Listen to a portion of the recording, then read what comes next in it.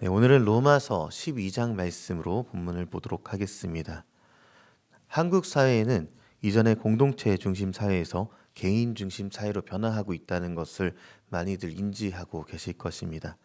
전문가들은 이야기할 때 실제로 많은 사람들이 점점 더 개인주의적으로 가고 있다라고 얘기를 하고 있습니다. 그래서 나를 위해서 공동체 일에 대한 거절이 쉬워졌고, 그런데 그 이후에 안타까운 것은 사람과의 단절 자체가 쉬워졌다는 것이 문제가 되겠죠. 나와 조금이라도 의견이 맞지 않으면 관계 단절이 쉬워진 세상을 우린 살아가고 있습니다. 그리고 이는 교회에서도 쉽게 나타나는 현상으로 확산되어져 가고 있죠. 이 쉬운 관계 단절의 이유는 아마도 사랑의 부재이지 않을까 고민해 보기도 합니다. 우리는 교회에 다니는 사람들입니다. 그리고 우리는 하나님의 말씀을 통해 배우기를 하나님을 사랑하고 이웃을 사랑할 것을 배워왔습니다. 적어도 교회는 사랑이 넘쳐나는 곳이어야 하는 것이죠. 지금 우린 교회 공동체를 어떻게 사랑하고 있는지요?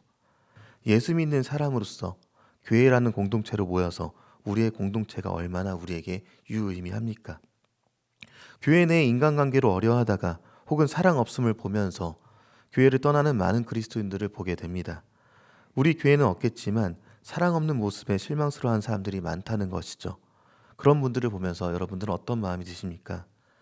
신앙을 잊는 것은 영적인 죽음, 그리고 그냥 일반적인 죽음을 넘어서서 장래의 영원한 죽음으로까지 이어지게 됩니다. 그만큼 슬퍼하고 어려워하는 것이 정상인 것이죠. 나에게 의미 있는 사람이라면 영적인 죽음에 크게 반응해야 하는 것이 맞습니다. 다시 한번 저와 여러분에게 동시에 질문해 보겠습니다. 예수님께서 피로 사신 이 교회를 사랑하고 계십니까? 오늘 본문의 1차 독자인 로마 교회는요, 유대인과 이방인들로 구성된 혼합된 공동체였습니다. 그리고 이 혼합 공동체에는 서로 다른 신학적 견해들이 있었습니다. 유대인들은 율법을 지켜야 함을 이야기하고 있었고, 어떤 이들은 과거 자신이 이방 신에게 하던 모습을 그대로 가져와서 예배하는 모습도 있기도 했습니다.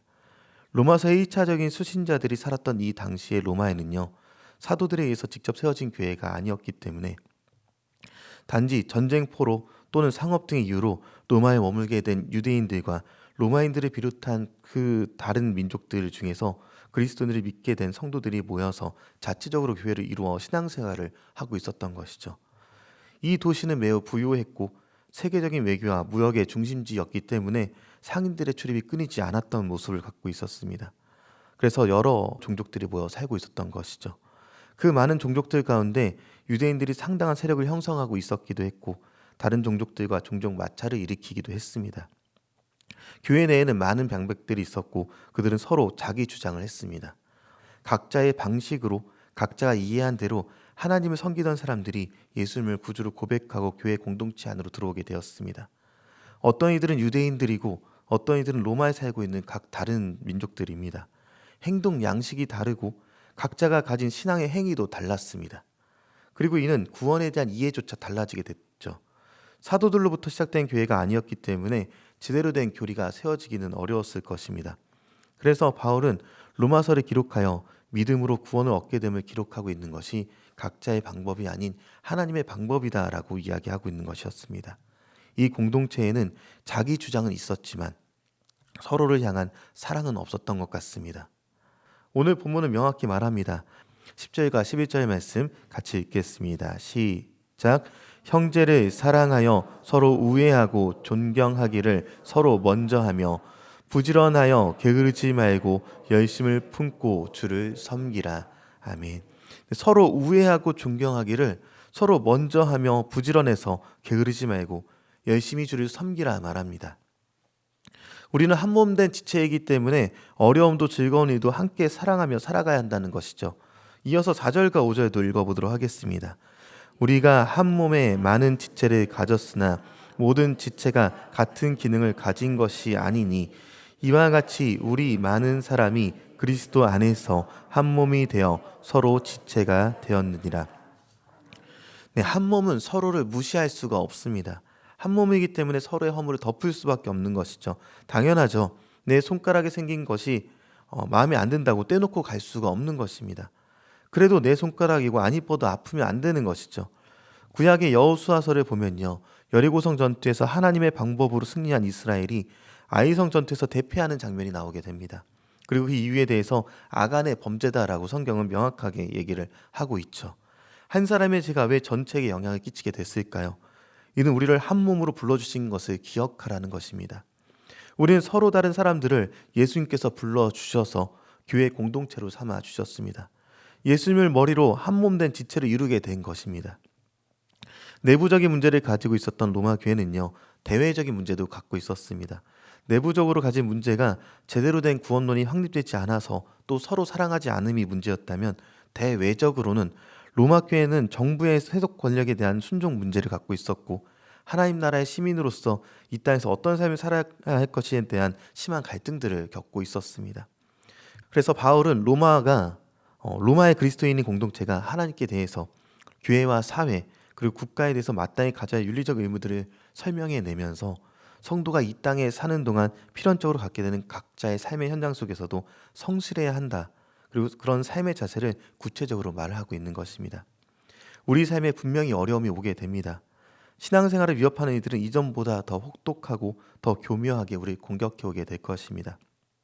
요백에 등 돌린 그의 친구들이나 저주를 퍼부은 그의 아내처럼, 그리고 다윗이 압살롬을 피해 도망갈 때 저주를 쏟아낸 시므이처럼 우리 성도들에게 내부적인 다툼은 물론이며 외부적인 어려움도 올 수 있습니다. 이제 그러한 공격이 우리에게 찾아올 그때 오늘 본문을 통한 권면을 우린 들으시길 바랍니다. 오늘 본문 1절과 2절 말씀으로 권면하도록 하겠습니다. 그러므로 형제들아, 내가 하나님의 모든 자비하심으로 너희를 권하노니 너희 몸을 하나님이 기뻐하시는 거룩한 산 제물로 드리라. 이는 너희가 드릴 영적 예배니라.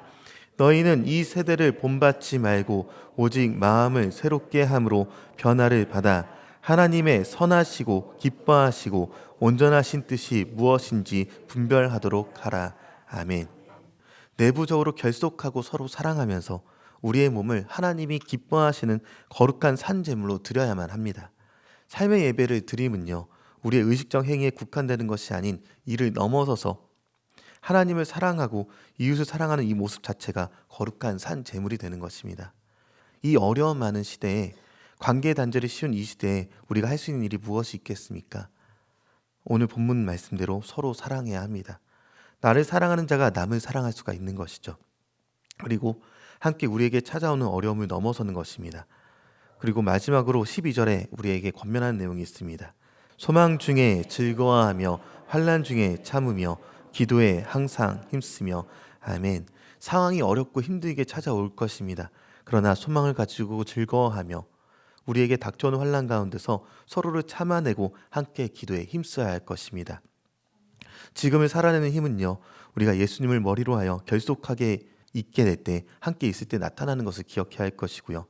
모두 예수님께 꼭 붙어 있어서 지금을 살아내는 저와 여러분이 되길 소망합니다.